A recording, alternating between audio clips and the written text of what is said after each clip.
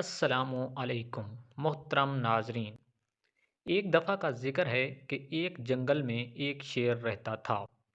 ایک دن وہ شیر سو رہا تھا کہ اچانک ایک چوہا وہاں آ گیا اور شیر کے بالوں میں گھس کر کھیلنے لگا۔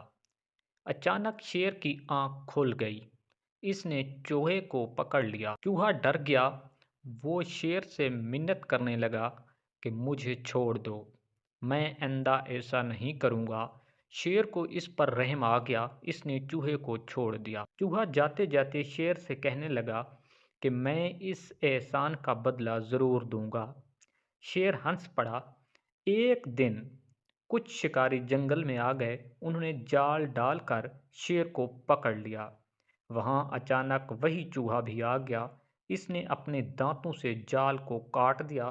اسی طرح شیر آزاد ہو گیا۔ شیر نے چوہے کا شکریہ ادا کیا۔